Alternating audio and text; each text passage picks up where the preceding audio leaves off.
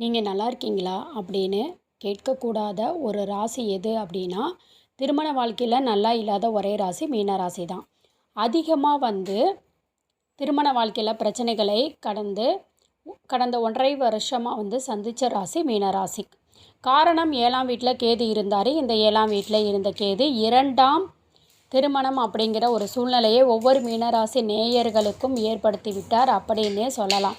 யாரும் சொல்லாத ரகசியம் அப்படிங்கிற கான்செப்டில் மீன ராசி நேயர்களுக்கு 2ஆம் திருமணங்கிறது உண்டா இல்லையா அப்படிங்கிறது தான் இந்த வீடியோவில் நம்ம பார்க்க போகிறோம். அவ்வளவு மனதில் திருமண வாழ்க்கையை பற்றி கோட்டை கட்டி வச்சுக்கிட்டு ரொம்ப ஆசைப்பட்டு எதிர்பார்ப்போடு வாழக்கூடிய ஒரு ராசி மீன ராசி. காலபுருஷ தத்துவத்தின்படி 12வது ராசி விரய ராசின்னு சொல்லுவாங்க. திருமண வாழ்க்கையே விரயமான ஒரே ராசி மீன ராசி தான். யாரால் விரயமாச்சு அப்படின்னு பார்த்தீங்கன்னா வேறு யாரும் இருக்காதுங்க. தன்னுடைய அன்பை யாரிடம் அதிகமாக பகிர்ந்தோமோ அவங்க தான் நம்ம முதுகில் குத்தி இருப்பாங்க. நம்ம யார் மேலே நம்பிக்கை வச்சோமோ அவங்க நெஞ்சில் குத்தி இருப்பாங்க. இந்த வாழ்க்கை எவ்வளவு கொடியது அப்படிங்கிறது யாருக்கு தெரியும்னா மீனராசியில் பெண்களாக பிறந்த அனைவருக்கும் தெரியும்னே சொல்லலாங்க. மீனராசிக்காரவங்க ஆண்களாக இருந்தாலும் குடும்ப பாரத்தை சுமக்க முடியாமல் ஒரு மீனராசிக்காரவங்க அந்த கட்டத்தில் வாழலாமா வேணாமாங்கிற சுச்சுவேஷன் இருக்கக்கூடியது. மீனராசிங்களை பற்றி ஒரு சிம்பிளாக ஒரு லைனில் சொல்கிறேன். இந்த 2023 24 ரொம்ப அன்பாக நேசித்து லவ் பண்ணி ஒருத்தவங்க கிட்ட வாழ்க்கையை ஒப்படைச்ச கேப்பில் திரும்பி பார்க்கும்போது அந்த வாழ்க்கை எக்ஸாம்பிள் ஒரு லவ் பண்ணுறீங்கன்னு வச்சுக்கோங்களேன், அந்த லவ் ஃபெயிலியர் ஆகும். திருமணம் பண்ணுறவங்க அந்த திருமணம் ஃபெயிலியர் ஆகும். ஒருவருக்கு ஒரு திருமணம் ஃபெயிலியர் ஆகிறது ஒரு சாதாரண விஷயமே கிடையாது. இன்றைய காலகட்டத்தில் சர்வசாதாரண விஷயம்தான் வச்சுக்கோங்களேன். இந்த 2ஆம் திருமணம் ஃபெயிலியர் ஆன ஒரே ராசினா அது மீனராசி. மீனராசிக்காரவங்களுக்கு அவங்களுடைய அன்பை ஏற்றுக்கொள்ளும் நபர் யாராக இருந்தாலும் சரி, அதில் வயசில் சின்னவங்களாக இருப்பாங்க. அவங்க மேலே ஒரு க்ரஷ் வரும். அந்த க்ரஷ் உண்மை நம்பி பக்கத்தில் போகும்போது தான் நம்ம ஏமாந்துருக்கோங்கிற வழி தெரியும். அதனால் என்ன தெரியுமா செஞ்சுருவாங்க, தன்னை உண்மையாக நம்புகிற எல்லாரையுமே அவங்க ஒதுக்கி வச்சுருவாங்க. மீனராசிக்காரவங்களை பொறுத்த வரைக்கும் வாழ்க்கையில் காதல்னா விஷயத்துலேயும் அதிகமாக ஏமாந்ததான் சரித்திரம் உண்டு. சொந்தமாக மாமா பையன் இவங்க எல்லாம் ஏமாற்றிருப்பாங்க. மாமா பொண்ணு வேறு கல்யாணம் பண்ணி வச்சு சொத்தை பிடுங்கிறது வேறு. அதே மாதிரி நம்ம வாழ்க்கையில் இருக்கக்கூடிய அந்த டைம் எவ்வளவு முக்கியமானது. அந்த நேரமும் காலத்தையும் அவ்வளவு அபகரிச்சிருப்பாங்க. நம்ம இதுக்கு தான் இந்த ஜென்மம் பிறந்தோமா, நம்ம இப்படி கஷ்டப்படணுமா, நம்மளை மீறி நம்ம அந்த ஒரு நிமிஷத்தில் எடுத்த தவறான முடிவுனால் நம்ம இன்றைக்கி இந்த நிலையில் நிற்கிறோம்னு நிற்கக்கூடிய மீனராசிக்காரவங்க அதிகம். மீனராசிக்காரவங்களை பொறுத்த வரைக்கும் பொதுவாக எந்த ஒரு விஷயத்துலேயும் அவ்வளவு ஈஸியாக முடிவெடுக்க மாட்டாங்க. ஏன்னா 4ஆம் வீட்டு அதிபதி புதன், 7ஆம் வீட்டு அதிபதி புதன். பட் அவங்களாதான் வச்சு செய்வாங்க. திருமண வாழ்க்கையில் இவங்களுக்கு வரக்கூடிய பார்ட்னர் அப்படிங்கிறவங்க கிரிமினலாக இருப்பாங்க. இவங்களை எந்த அளவுக்கு யூஸ் பண்ணிக்க முடியுமோ, இவங்களை எந்த அளவுக்கு லாபம் அடைய முடியுமோ, இவங்களால் எந்த அளவுக்கு பலன் பெற முடியுமோ, இவங்களை எந்த அளவுக்கு வீழ்த்த முடியுமோ சூப்பராக வீழ்த்துவாங்க. ஏன்னா குருவை அதிபதியாக கொண்டவங்க மீனராசிக்காரவங்க. தன்னுடைய A to Z அந்தரங்கள் எல்லாத்தையும் சொல்லுவாங்க. இவங்க எல்லாத்தையும் சொல்கிறதுனால என்ன செய்வாங்க அப்படின்னு பார்த்தீங்கன்னா, இவங்களை நல்லா யூஸ் பண்ணிக்குவாங்க. யூஸ் பண்ணிக்கிட்டு இவங்களை ஈஸியாக கழட்டி விட்டுருவாங்க. கழட்டி விடுறது கூட பிரச்சனை என்னங்க, இவங்களுக்கு அந்த வலியும் வேதனையும் உருவாக்கி விடுவாங்க. அது காலத்தில் வடுவு மாதிரி போயிடும். அப்படியே மாறவே மாறாது. பணம், நகை, அன்பு எல்லாத்தையுமே மீறி, அன்பையே மீறி இவங்களை என்ன தெரியுமா நினைப்பாங்க, இந்த மீனராசிக்காரவங்க தன்னுடைய அன்பை உண்மையை அடுத்தவங்களுக்கு கொண்டு போய் கொடுக்கணும்னு நினைப்பாங்க. மீனராசியும் அப்படி கிடையாது. மீனராசிக்காரவங்க எதிர்பார்ப்பை விட ரொம்ப கரெக்டாக இருந்து செய்யணும்னு நினைப்பாங்க. அவங்க எப்போ கரெக்டாக செயல்படணும்னு நினைக்கிறாங்களோ அப்போ தாங்க பெரிய ஆப்பும் காத்துக்கிட்டு இருக்கும்.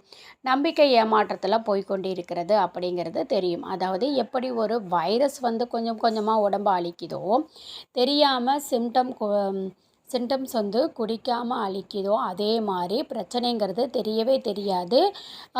முடியும் போது பாருங்கள் அப்போ தான் தெரியும். ஏன்னா அந்த அளவுக்கு லைஃப்பில் நிறைய கேம், நிறைய ஏமாற்றங்கள். அதுவும் இன்னொரு விஷயம், மீனராசிக்காரவங்களை பொறுத்த வரைக்கும் எப்போ தாங்குறாங்கன்னு கேட்டிங்கன்னா, பிறப்பு முதல் இறப்பு வரை பிரச்சனை இல்லாமல் இருந்ததே கிடையாது. ஒவ்வொரு நாளும் தலைக்கு மேலே கத்தி தொங்குற மாதிரி தான் வாழ்க்கை கொண்டு போகும். இவங்களுக்கு 2ஆம் திருமணம் இவங்க இல்லையா அப்படிங்கிறது பின்வரக்கூடிய 3 பாயிண்டில் நல்லா தெரிஞ்சுக்க முடியும். இந்த 3 பாயிண்ட்டும் வாழ்க்கையில் முக்கியமானது. உங்களை திருப்பணுங்கிறது கிடையாது, மனசை மாற்றணும்னு கிடையாது.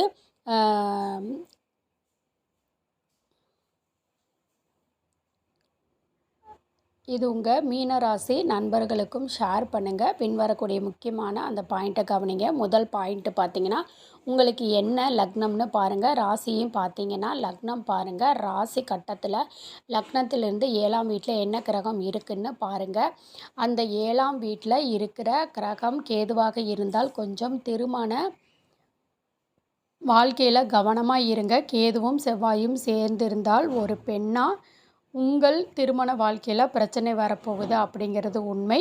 அதே நேரத்தில் செவ்வாய் லக்னத்தில் இருந்து கேதுவும் சுக்கிரனும் சேர்ந்து பரிவர்த்தனை இருந்தது அப்படின்னா கண்டிப்பாக 2ஆம் திருமணத்திற்கான ஒரு பிரச்சனை ஏற்படும் அப்படின்னு சொல்லலாம்.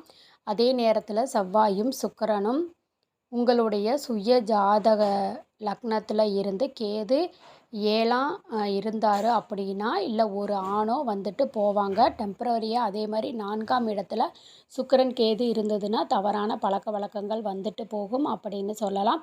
11ஆம் இடத்துல லாபஸ்தானம் அப்படிங்கிற இடத்துல 2ஆம் திருமணத்திற்கான அறிகுறிகள் உண்டு. ஜெனரலாக இங்கே குரு பார்வை இருந்துச்சுன்னா பிரச்சனை இல்லை. குரு பார்வை இல்லை அப்படிங்கிற பட்சத்தில் செவ்வாய் கேது சுக்கிரன் இவங்களுடைய தொடர்புகள் இருந்தது. உங்களுக்கு சுக்கிர திசையோ சுக்கிர புத்தியோ அப்படி இல்லைன்னா உங்களுக்கு கேதுவனுடைய தசா புத்தி நடக்கும் பட்சத்தில் தவறான ஆலோசனைகள், தவறான நண்பர்கள், தவறான பழக்க வழக்கங்கள் ஏற்படலாம். வாழ்க்கையை நடத்த தடமும் மாறலாம். நல்லா தெரிஞ்சு வச்சுக்கோங்க. நீங்கள் மீனராசிக்காரவங்க, நீங்கள் சிம்மம் துலாமை உங்கள் பக்கத்தில் ரொம்ப ஈஸியாக சேர்த்துக்காதீங்க. என்ன ரீசன் சொல்கிறேன் அப்படின்னா,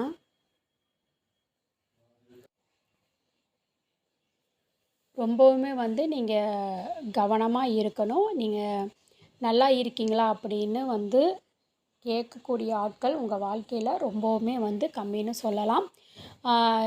அதே மாதிரி சிம்மம் துலாமை உங்கள் பக்கத்தில் வச்சுக்கோங்க. என்ன ரீசன் அப்படின்னா, உங்களை கொஞ்சம் கொஞ்சமாக சுரண்டி சாப்பிட்றாங்க அப்படின்னு ஒரு அன்பை எழுதி உங்களை 0 கொண்டு போய் நிப்பாட்டிடுவாங்க. நீங்கள் அவங்க மேலே நம்பிக்கை வச்சிங்கன்னா உங்கள் மேலே மைனஸ் கொண்டு போயிடுவாங்க.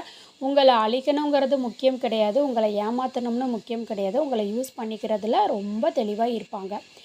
ராசியில் மீனராசிக்கு கோச்சாரத்தில் இப்போ கேது 6 போயிட்டார். இந்த 6க்கு போகிறது ரொம்ப ரொம்ப நல்லது. இந்த 1.5 வருஷமாக நீங்கள் எடுத்துக்கிறீங்க, தப்பாக மேரேஜ் பண்ணிட்டீங்க, தப்பான நபருடன் பழக்கம் வச்சுருக்கீங்க, அதிலிருந்து வெளியில் வந்துடுங்க. என்றைக்குமே முடிஞ்ச விஷயத்தை வந்து யோசிக்காதீங்க. நடக்கக்கூடிய விஷயங்களை பாருங்கள். ஜாதகம் பார்க்கும்போது நல்லா சொல்கிறேன், தெரிஞ்சுக்கோங்க.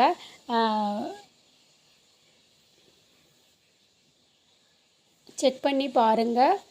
ஃபஸ்ட்டு வந்து பார்த்திங்கன்னா ஜாதகம் பார்க்கவே வந்து கரெக்டாக இருக்குமா, மீனராசிக்கு ஃப்யூச்சரில் நீங்கள் வெளிநாடு போகக்கூடியது, உங்களுக்கு திருமணம் நடக்குமா, ஃப்யூச்சரில் உங்கள் சப்போர்ட் வந்து இருக்குமா, உங்கள் பார்ட்னர்கிட்ட லைஃப் பார்ட்னரை தக்க வைக்க முடியுமா, ஒருத்தவங்க அபகரிக்கிறாங்கன்னா அதுக்கு என்ன காரணம், விஷயத்துக்குள்ளே வாங்க. வந்த பிரச்சனையை சரி பண்ணுங்கள். முக்கியமான விஷயம் வந்து வாழ்க்கையில் திருமண வாழ்க்கையில் 2ஆம் திருமணம் போகணுமா வேண்டாமாங்கிற விஷயத்தை கிளியர் பண்ணிவிட்டு வாழ்க்கையை என்ஜாய் வந்து பண்ணுங்கள்.